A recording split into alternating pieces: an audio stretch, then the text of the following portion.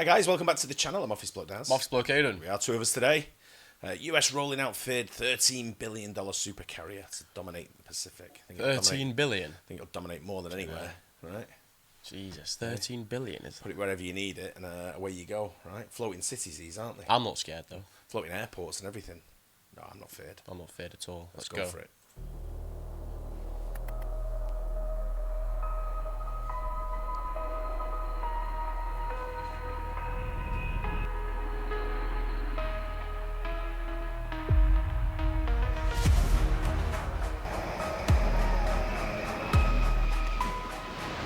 When John F. Kennedy's bold declaration, "We choose to go to the moon," wasn't just about space exploration. It was a rallying cry for American technological supremacy, a pursuit he saw as vital for national security and global leadership. Today, bearing his name, the USS John F. Kennedy, or CVN-79, the second aircraft carrier of its generation, is said to redefine naval power. Yet, in an era where military technology shrinks and conflicts become increasingly asymmetrical, a critical question looms. Can a ship designed for over 50 years of service truly adapt to the rapid evolution of threats like hypersonic weapons, swarming stealth drones, and pervasive orbital surveillance? Or will this colossal warship quickly become obsolete? We aim to explore this question today. Few weapons in history have shaped warfare as profoundly as the aircraft carrier.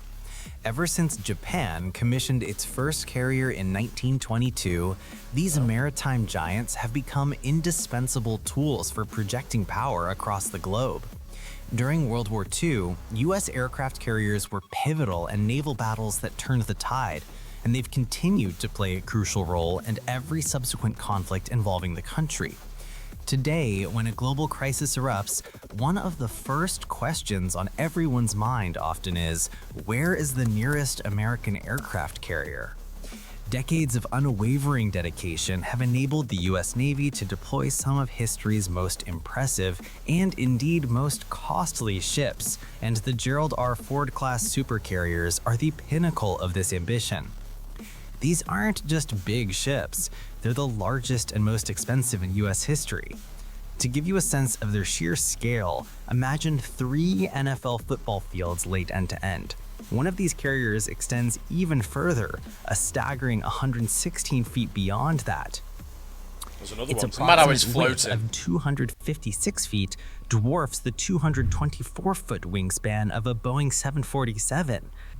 And at 250 feet tall, the ship stands taller than Bavaria's iconic fairy tale-like Neuschwanstein Castle, the very inspiration for Disney's Enchanted Palaces. Such a behemoth naturally comes with an equally staggering price tag for American taxpayers. The first ship of the Ford class, the USS Gerald R. Ford, cost an eye-watering $12.8 billion for the ship itself, with an additional $4.7 billion for research and development. For the USS John F. Kennedy, CVN-79, the US Navy has already invested $11.34 billion. This impressive cost reduction wasn't just due to technological refinements within the carrier, but also through optimizing the entire design and construction process. While it typically took the US around 5 years to construct aircraft carriers in the past, the wait for the Ford class was significantly longer. Construction of the USS Gerald R. Ford began in 2009, and the ship wasn't commissioned until 2017.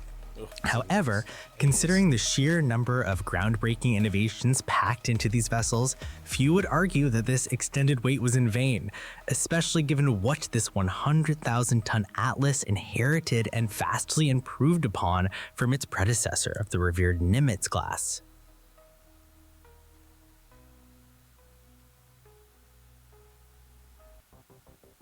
The CVN-79 supercarrier has undergone a truly significant modernization, with its heart being 2 A-1B nuclear reactors. Designed by Bechtel, these reactors generate an astonishing 700 megawatts of thermal power, a substantial 25% increase over the Nimitz reactor's 550 megawatts. This enhanced electrical power is the lifeblood for one of the John F. Kennedy's most revolutionary features, the new Electromagnetic Aircraft Launch System, or EMALS. EMALS, which utilizes cutting-edge linear induction motor catapults, replaces the older, less efficient steam piston catapults. This new system offers a myriad of advantages. It's lighter, more cost-effective to operate, and requires significantly less technical maintenance. Furthermore, the complete removal of bulky steam generation and storage equipment frees up considerable space below deck, optimizing the ship's internal layout. This innovation also dramatically boosts the number of aircraft sorties per day by an impressive 25%, and crucially, significantly reduces the stress on aircraft airframes during launch. This expanded operational capability allows CVN-79 to deploy a wider and more diverse range of aircraft, including the very latest stealth UAVs.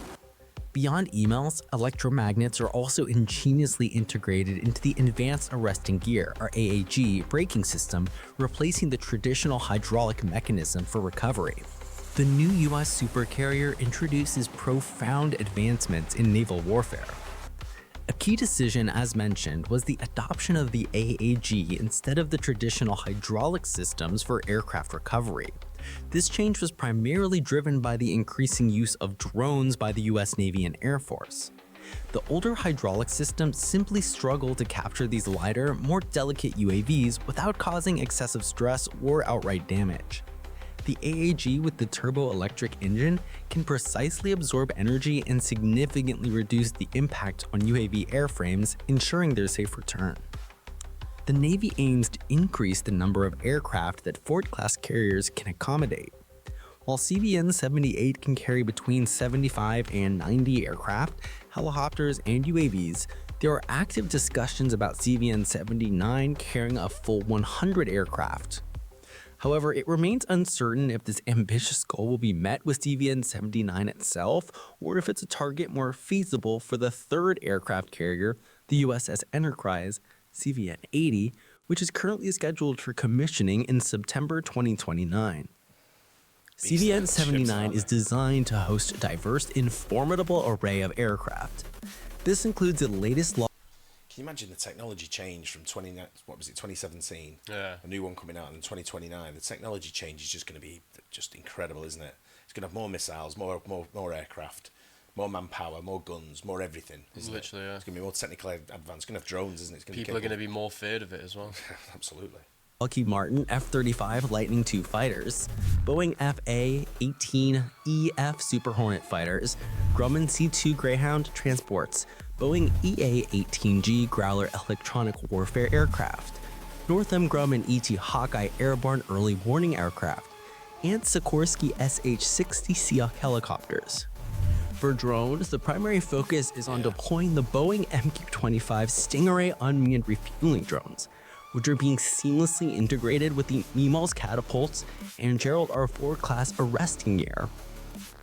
The Navy also intends for these supercarriers to serve as forward operating bases for advanced reconnaissance and attack drones, potentially even resurrecting concepts like the formidable Northrop Grumman X-47B unmanned combat aerial vehicle.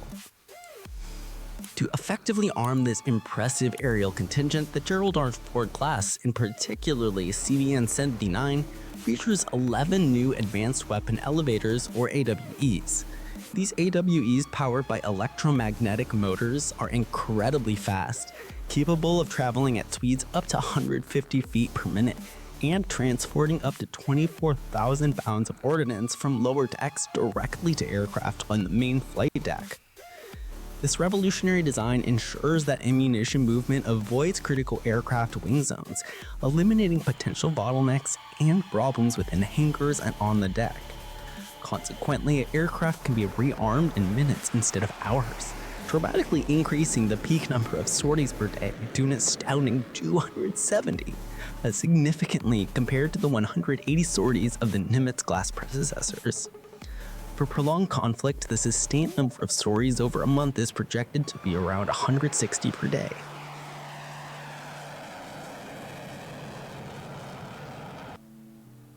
A notable difference between the USS John F. Kennedy and the USS Gerald R. Ford is the installation of an updated Enterprise Air Surveillance Radar System, or EASR, on the former. The decision to switch from the dual-band radar, which combined S-band and X-band radars, was primarily driven by the need for cost efficiency. CBN-79 maintained excellent operational efficiency while saving over $350 million for taxpayers. The EASR is a more easily scalable, cheaper, and unified radar system designed for various US Navy ships, simultaneously reducing logistics and personnel training costs across the fleet. While the loss of Raytheon's ahead-of-its-time DBR, originally developed for the cancelled Zumwalt-class destroyers, is acknowledged, the clear benefits of the EASR for fleet-wide integration are undeniable. CBN-79's inherent armament includes a robust defensive suite, 2 RIM 162 evolved Sea Sparrow SESM surface-to-air missile launchers, 2 RIM 1116 rolling airframe missile, RAM surface-to-air missile launchers, 3 Phalanx close-in weapon systems, or CIWS, 4 Mk38 25mm machine gun systems, and 4 M2 Browning .50 caliber machine guns.